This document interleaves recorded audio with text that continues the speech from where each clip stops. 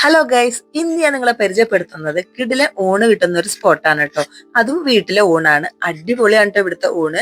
അപ്പൊ ഞാൻ ഈ അടുത്താണ് ഈ ഒരു സംഭവം അറിഞ്ഞപ്പോ എന്തായാലും പോയി കഴിക്കണം എന്ന് വിചാരിച്ചിട്ടാണ് ഞങ്ങൾ പോയത്. അപ്പോൾ ഇവിടുത്തെ പ്രത്യേകത എന്താന്ന് വെച്ചാല് നമ്മൾ തന്നെ ഇലയെടുക്കണം, നമ്മൾ തന്നെ വിളമ്പി കഴിക്കണം. ഓരോ ടേബിളിലും അവർ സെറ്റ് ചെയ്ത് വെച്ചിട്ടുണ്ട്. അതനുസരിച്ച് നമ്മൾക്ക് വിളമ്പി കഴിക്കാവുന്നതേ ഉള്ളൂ. നല്ല ക്വാണ്ടിറ്റിയോട് കൂടി തന്നെ നമുക്ക് വിളമ്പി കഴിക്കാവുന്നതാണ് കേട്ടോ.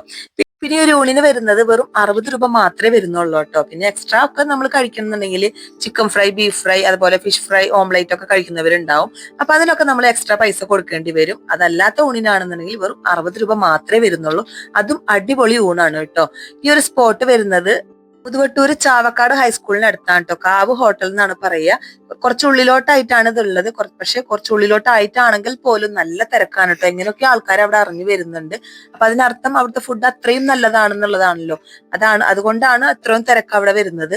ഞങ്ങൾ പെട്ടെന്ന് തന്നെ കഴിച്ചിറങ്ങിയപ്പോൾ ഞങ്ങൾ കഴിച്ചിറങ്ങിയവരുടെ അഭിപ്രായം കൂടി ഒന്ന് ചോദിച്ചിട്ടുണ്ടായിരുന്നു. അപ്പൊ നമുക്കതൊന്ന് കേട്ട് നോക്കാം കേട്ടോ. ഇവിടുത്തെ ഫുഡ് എങ്ങനെയുണ്ട്? നല്ല ഫുഡാണ്.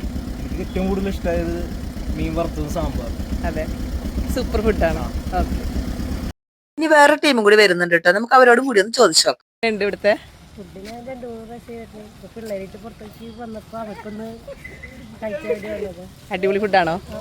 വീട്ടിൽ നമുക്ക് കഴിക്കുന്ന അതേ ഒരു ഫീലിംഗ്. ഒരു 4 പേരുണ്ട്. അതില് മുതിർന്ന ഒരു കുട്ടിയുടെയും ആ അമ്മയുടെയും പൈസ മാത്രമേ അവർ വാങ്ങിയിട്ടുള്ളൂ കേട്ടോ ഫുഡിന്. അപ്പൊ ഇവിടെ ഒരു കാവും കൂടി ഉണ്ട്. അതുകൊണ്ടായിരിക്കണം കാവ് ഹോട്ടൽ എന്നുള്ള പേര് വന്നത്.